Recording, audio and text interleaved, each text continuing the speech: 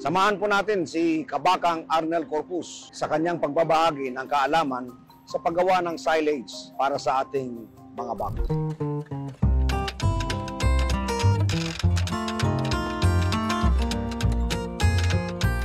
Magandang umaga po sa inyong lahat. Ngayong umaga po ay pag-uusapan po natin kung paano po yung tamang paggawa ng silage. Kasi mahalaga po na maturuan po natin yung ating mga farmers patungkol po sa tamang paggawa ng silage. So kami sa ngayon dito sa Great Arc Farm ay ang aming pong pinapakain ay yung tinatawag po nating corn silage.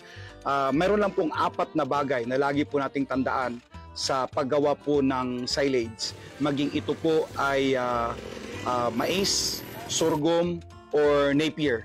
Ang unang-una po dyan ay mahalaga po yung tinatawag po nating cut length, yung kanyang putol. So kung makikita nyo po, ito pong aming mais ay ang kanya pong putol ay between 3/4 to 1 inch at dapat po hindi po siya na over-process o yung masyadong durog. Bakit kailangan natin na tama po yung putol ng ating damo ay para po magamit ito sa tinatawag po natin na rumination.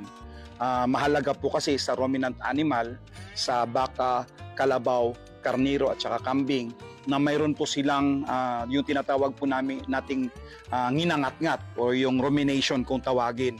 Dahil yan po yung nagpo-produce po ng saliva para po ma-stabilize po yung pH level ng rumen doon para po pagtulong doon sa pag-maintain ng microbial population. Ang pangalawa po ay yung tinatawag po nating moisture content. Para po mag-ferment po ang ating damo, ang ating sorghum, o ating mais, o ating napier, mahalaga po na ang kanyang moisture content ay nasa 65 to 75%. Kailangan po natin yung tubig para po magkaroon ng maayos na fermentation. O kung yung pinag-uusapan po natin dyan ay yung dry matter, ay between 25 to 35% po na dry matter. So ang kabaliktaran po niyan, yun po yung moisture. Mahalaga po ito para po unang-una ay makapture po natin yung damo sa kanyang optimal na nutritional na edad. So mahalaga po yan at para makatulong din po doon sa fermentation process.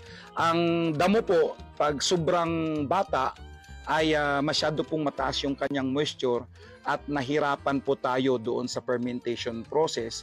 At kung sobrang tanda naman po ay wala na po siyang moisture at mahirapan na po tayo doon sa kanyang pag-compact. Mahalaga po na sa paggawa ng silage ay makompact po natin. Ang ibig sabihin po ng compaction ay para mawala po yung hangin, mawala po yung oxygen. At hindi po yan maaalis sa pamamagitan lamang po ng ordinary na pagbabacuum na gamit po yung vacuum cleaner. Hindi po tama yan. Ang tama pong gawin ay dapat po ay makompact, mapipi.